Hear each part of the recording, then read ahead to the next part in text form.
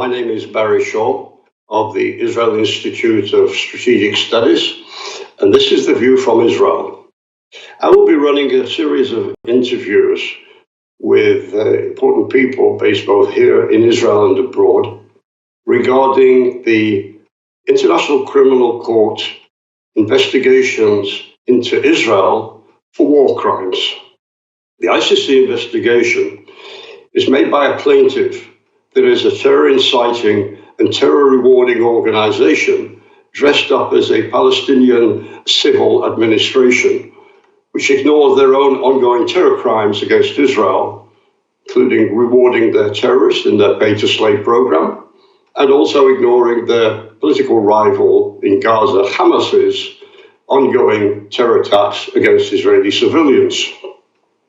And speaking as the founder of the Netanya Terror Victims Organization, I find the actions of an international court to target the terror victim by accepting the charges made by the terrorist to be deeply offensive.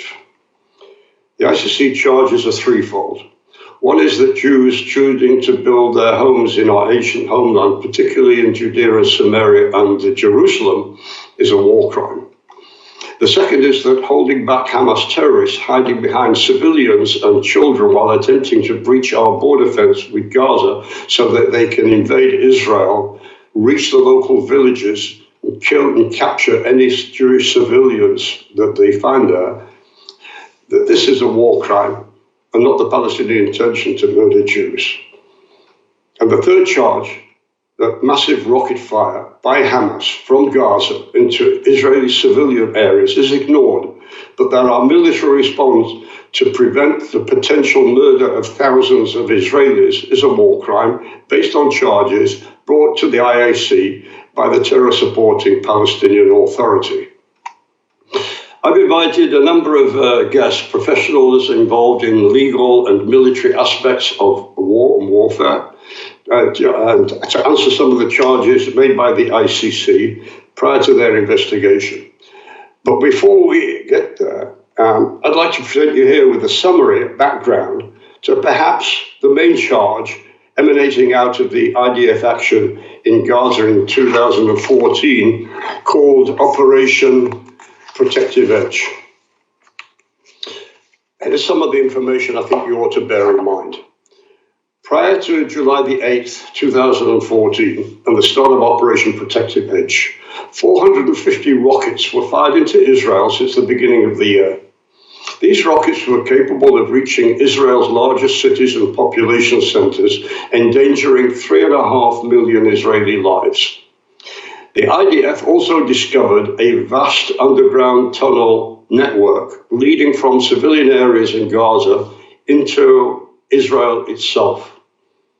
The Israeli military intelligence assessed that Hamas possessed approximately 10,000 rockets prior to Operation Protective Edge. 1/3 was fired at Israel during the operation. An additional 1/3 were destroyed by the IDF forces during the 50-day operation. Most rational observers agreed that Israel had no other option but to go into Israel and clean up this dangerous threat. The military campaign had the aim of restoring security to Israeli citizens by dismantling the Hamas tunnel network used by their terrorists to infiltrate into Israel and to destroy also their missile stockpile and their command structure and bases. On July the 18th, the 10th day of the operation, amid continued terrorist assaults on Israel from land, air, and sea, the IDF commenced the ground phase of the operation with the aim of locating and destroying the underground tunnel network and going after the rocket arsenals and launchers.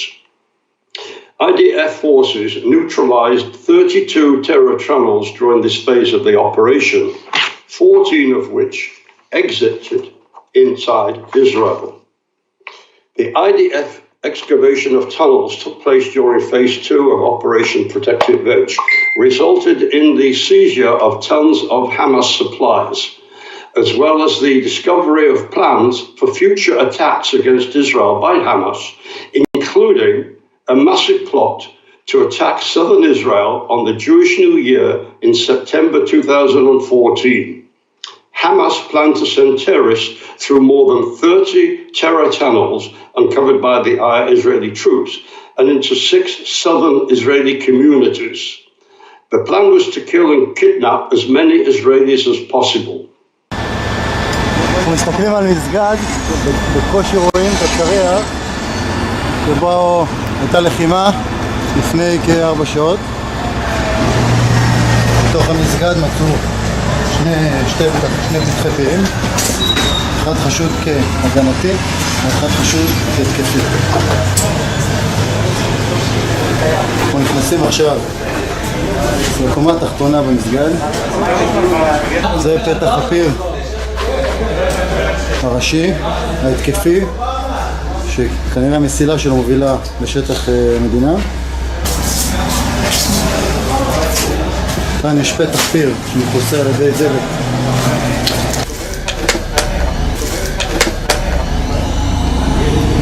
לפני כ4 שעות בלחימה שהייתה כאן, מחבלים ברחו דרך הפיר ההגנתי הזה, כנראה שפתח היציאה שלו בהמשך השכונה.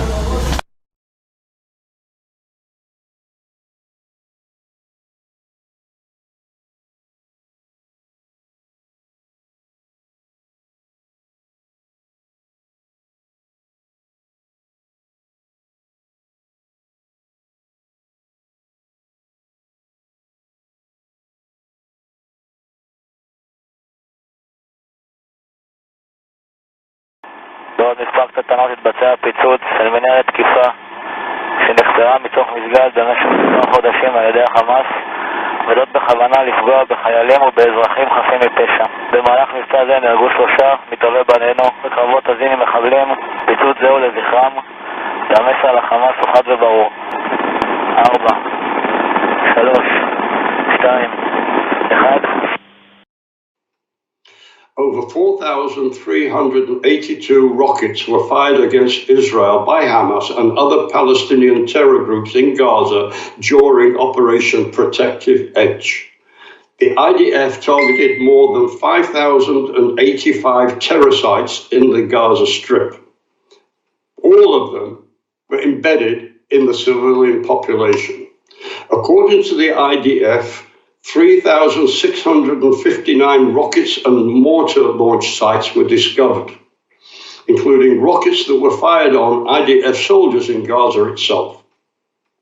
Of those that struck inside Israel during the campaign, 224 hit built-up areas in Israeli civilian towns. In the 3 weeks leading up to July the 8th, there were 197 failed launches, projectiles that never left Gaza after being fired by Hamas or didn't launch at all. And it's known that many Palestinians were killed or injured in the Hamas rocket shortfalls within Gaza. Rockets were discovered in 3 separate incidents at United Nations UNRWA schools, according to an official IDF report.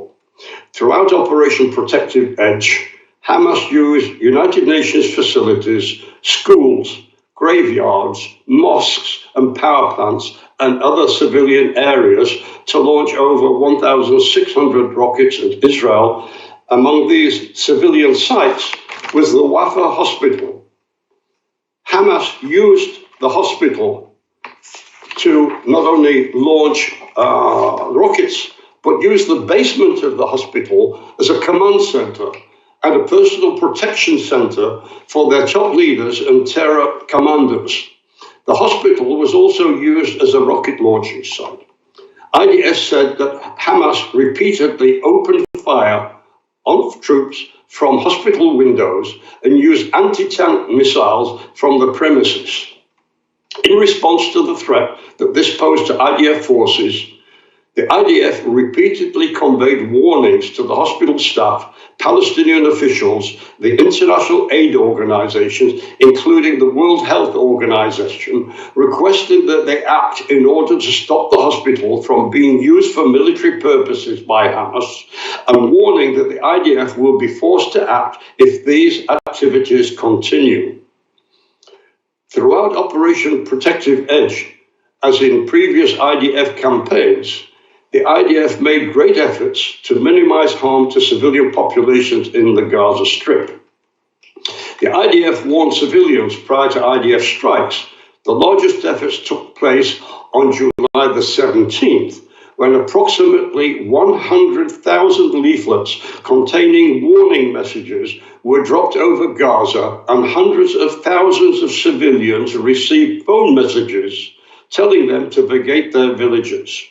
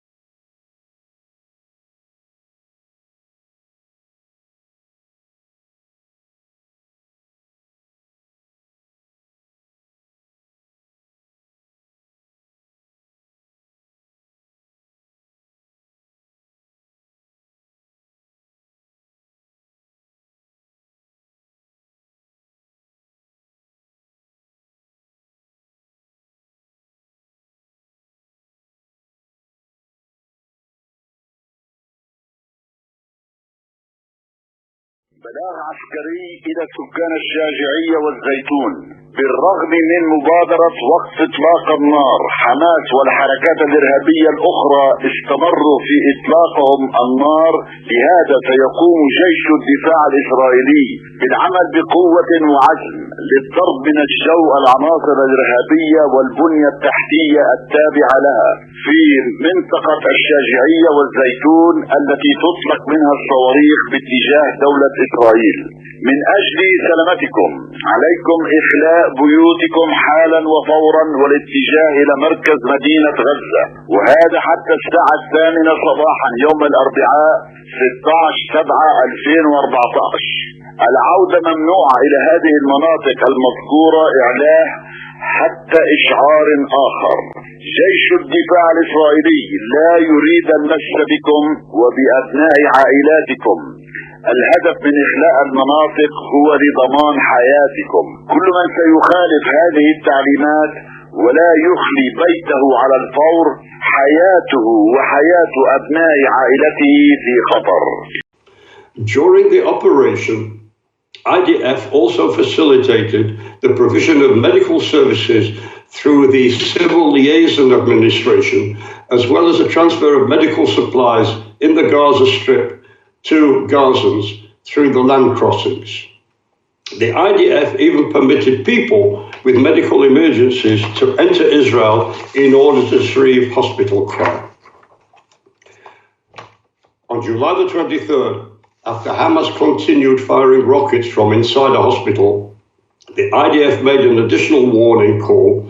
Audio from the call confirmed that the hospital was closed and no medical staff or patients were in the building.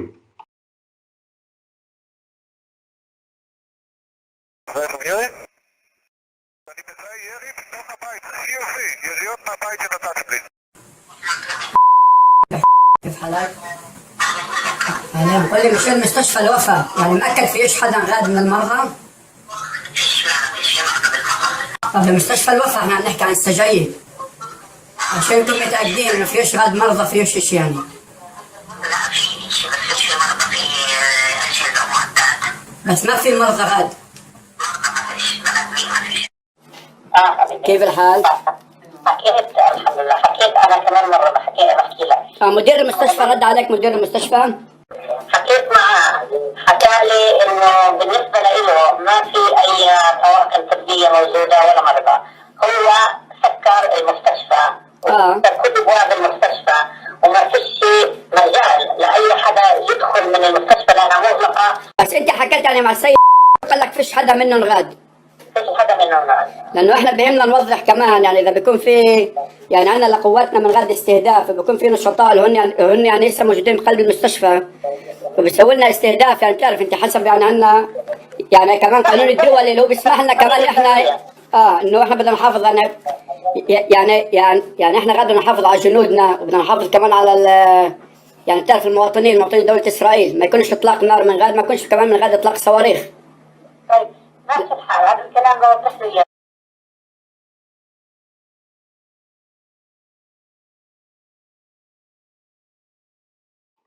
After confirming that no civilians were present, IDF entered the compound to arrest the terrorists within hospital grounds in order to remove the threat posed to IDF forces.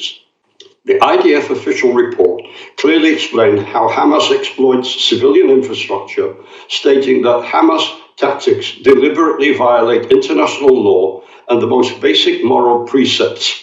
Given these tactics, the ultimate responsibility for the damage done to civilians as well as civilian infrastructure of Gaza lies with Hamas. Throughout Operation Protective Edge, Hamas violated 11 ceasefire agreements by firing at Israeli civilians and forces during the ceasefire and the United Nations declared humanitarian windows. Therefore, the vast amount of war crimes lies on the Palestinian side of the equation, but the International Criminal Court are targeting Israel for the war crimes. And I will be holding a series of interviews with people both here in Israel and abroad who are intimately involved in the situation of all the claims being made against us by the International Criminal Court.